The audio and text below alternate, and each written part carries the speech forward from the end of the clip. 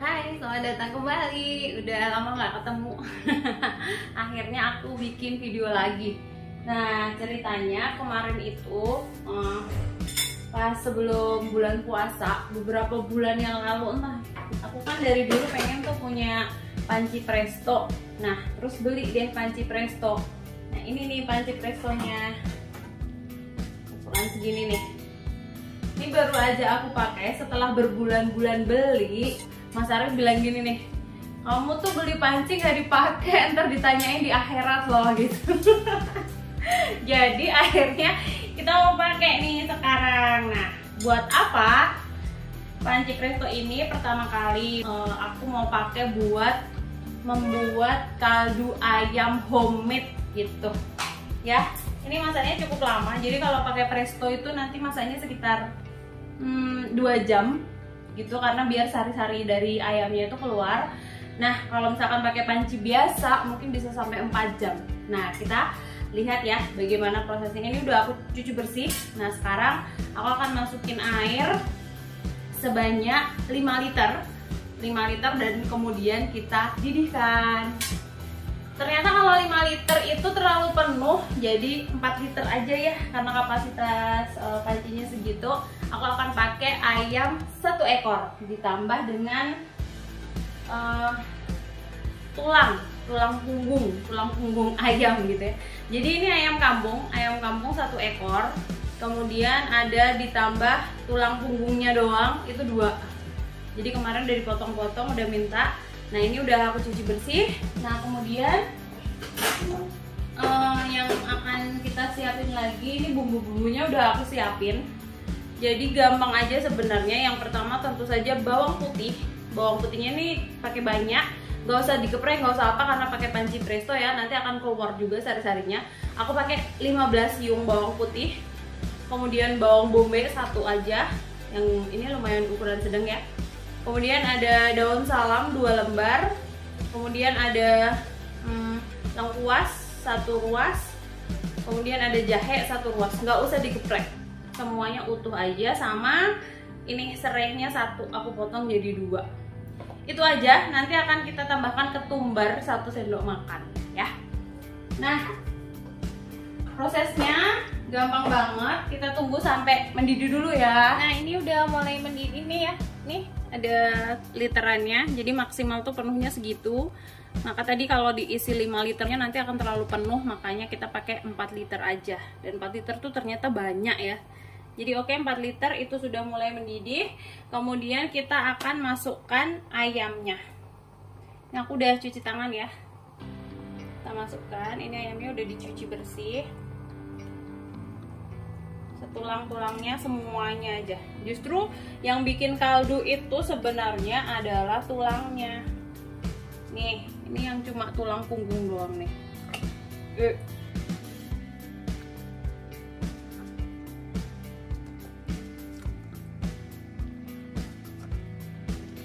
Kakinya juga, sayapnya juga, semuanya aja. 1 ekor ayam kampung dan 2 tulang punggung ayam. Oke, tuh udah maksimal banget tuh, udah sampai batas maksimalnya ya, pas banget. Jadi kalau pakai presto, panci presto ukuran 7 liter ini ternyata pas banget, pakai airnya 4 liter dan ayamnya 1 ekor, jadi dia bisa sampai 5 liter.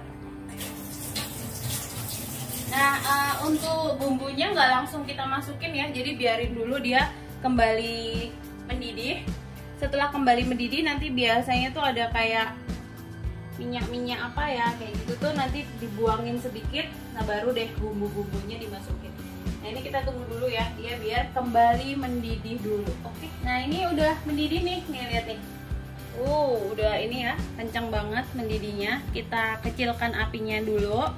Nah, ini kalau teman-teman perhatiin, kalau kita ngerebus ayam, aku nggak tahu sih daging atau ayam tuh sering kayak gini tuh ada kayak semacam coklat-coklat gitu. Aku nggak suka, nggak tahu ini sebenarnya dia dari minyak ya, minyak atau apalah. Tapi aku nggak suka, karena aku lebih suka kaldunya itu bening, sehingga ininya aku mau buang.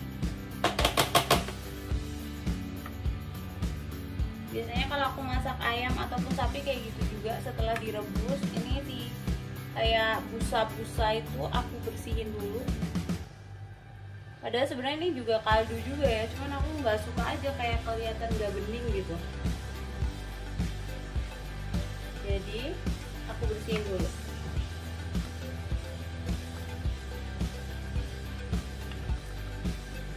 Nah udah, dia nggak terlalu banyak sih. Biasanya kalau ayam kampung nggak terlalu banyak, tapi kalau ayam apa itu, ayam negeri atau ayam apa sih namanya, broiler ya, itu biasanya banyak tuh, kayak lemak gitu loh. Nah oke, udah, ini udah mendidih lagi kan ya. Nah baru kita masukkan bumbu-bumbunya. Ini tadi ya, ada serai, ada daun salam, jahe, nggak usah dikeprak deh, utuh aja. Ininya juga utuh biar nggak ngotor-ngotorin kuah. Jadi kan kalau masih utuh ada bonggolnya kayak gini tuh dia nggak akan pecah ya bawang bombaynya. Jadi kita masukin gini aja, karena nanti juga kita nggak akan pakai bawangnya, nanti akan kita saring juga. Nah ini bawangnya 15. Kemudian akan kita tambahkan ketumbar. Ketumbarnya sekitar 1 sendok makan ya. Ya, ketumbarnya kita masukin. Sudah. Terus kita akan tutup. Jadi dia nggak pakai garam ya, nggak pakai garam. Biasanya sih kadang aku masukin apa namanya, wortel. Jadi biasanya wortel tuh untuk memberi rasa manis gitu loh, ada manis-manisnya dikit gitu, kayak ada manis-manisnya gitu biar gitu. Jadi ini iklan, tapi kali ini aku nggak mau pakai wortel, jadi kita tutup aja. Gimana nih nutupnya ya? Baru sekali pakai kayaknya. Gimana nih makanya sayang? Oh buka dulu. Oh gini. Jadi gini teman-teman, dibuka dulu. Nah dibuka dulu, cekrek. Nah dia kan jadi buka tuh. Baru kita pasang. Habis itu kita tutup. Ya gitu. Nah ini kita pastikan ini ngebuka ya asapnya. Kemudian kita menggunakan api kecil. Jadi simmer api kecil. Nah kita akan masak dia selama 2 jam. Nah setelah 2 jam seperti apa nanti hasilnya kita tunggu ya. Nah sambil nunggu 2 jam kita mematangkan si kaldu ayam, aku mau bikin stok bumbu bawang putih. Jadi kadang tuh kalau bawang putih itu kan, kalau seperti kalian lihat di vlog aku sebelumnya yang nyimpan bahan-bahan makanan tuh, kalau bawang putih, bawang merah itu kan cukup ditaruh di luar aja ya, nggak usah ditaruh di kulkas gitu. Dan yang penting kering gitu. Jadi dia akan bisa bertahan sampai sebulan 2 bulan. Nah kalau misalkan butuh menyimpan lebih lama lagi dan pengennya praktis dipakai, kalian bisa bikin baceman atau garlic oil ya, sebenarnya minyak bawang putih. Nah itu bawang putih aja kayak gini, dikupas, kemudian dicuci bersih, kemudian akan kita geprek satu-satu ya.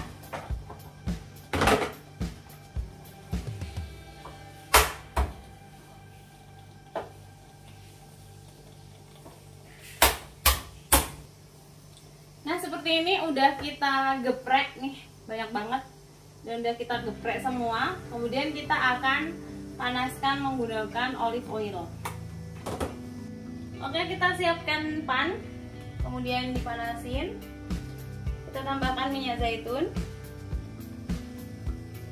cukup banyak, tapi nggak usah banyak-banyak, nanti ditambahkan setelah matang aja, biar nggak terlalu banyak yang dipanasin. Karena kan minyak itu sebenarnya, minyak zaitun itu sebenarnya sehat, tapi ketika kita panasin itu juga menjadi jahat juga gitu loh. Jadi kita sebentar aja panasinya, oke? Nah ini tunggu dulu sampai benar-benar panas.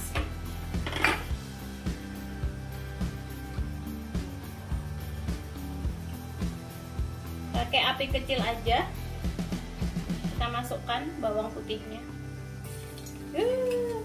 Dan ini tuh ya baunya enak banget nih kalau udah kayak gini. Masukin satu-satu biar nggak ini apa menciprat. Langsung dituang semua, takutnya nanti loncat-loncat minyaknya ya.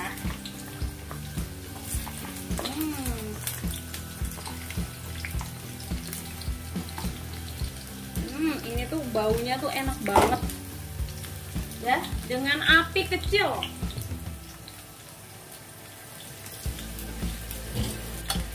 Nah, kita goreng-goreng aja sampai dia kecoklatan. Pastikan dengan api kecil ya, sampai aromanya keluar.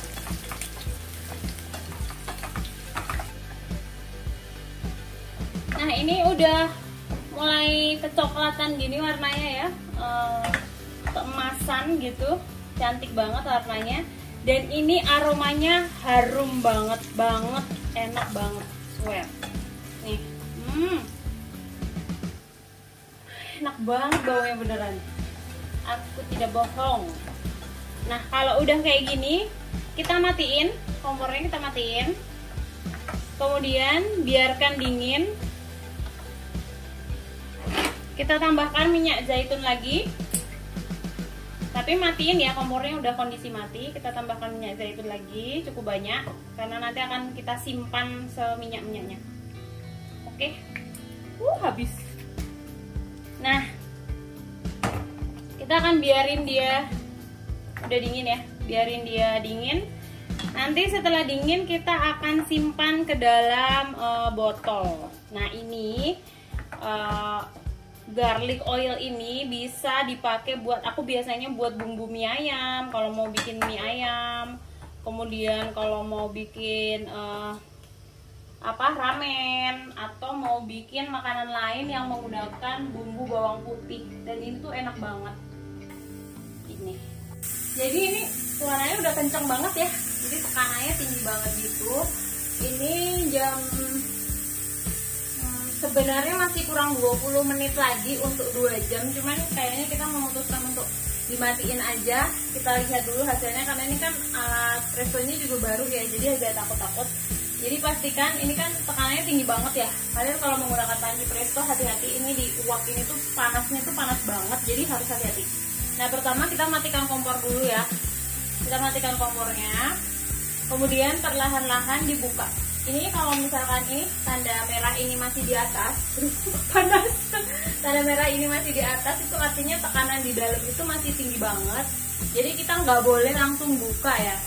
Nah, kita akan geser perlahan ke bawah. Nggak boleh langsung ya, jadi pelan-pelan biar tekanannya itu keluar. Kenceng banget kan suaranya? Hah? Kita nyalain ya biar kedegas. Jadi ini nggak boleh langsung, ini pakai tekanan level 2, kita harus turunkan ke level 1 dulu. Nanti level 1 beberapa detik baru kita turunkan ke level 0. Ini kenceng banget tuh. Ini mengeluarkan tekanan ya. Tekanan yang ada di dalam prestonya itu keluar gitu. Oke, ini penanda pressure-nya, penanda tekanannya ini yang merah-merah tadi itu sudah masuk ke dalam lagi ya. Tadi kan ke atas gitu. Ketika tekanannya itu masih tinggi di dalam pancinya itu, ini safety sign-nya itu yang merah-merah itu tadi kan ke atas gitu ya. Sekarang udah masuk lagi. Nah, kalau kondisi kayak gini sekarang sudah bisa kita buka. Jadi kita buka, pencet aja kayak tadi. Oke.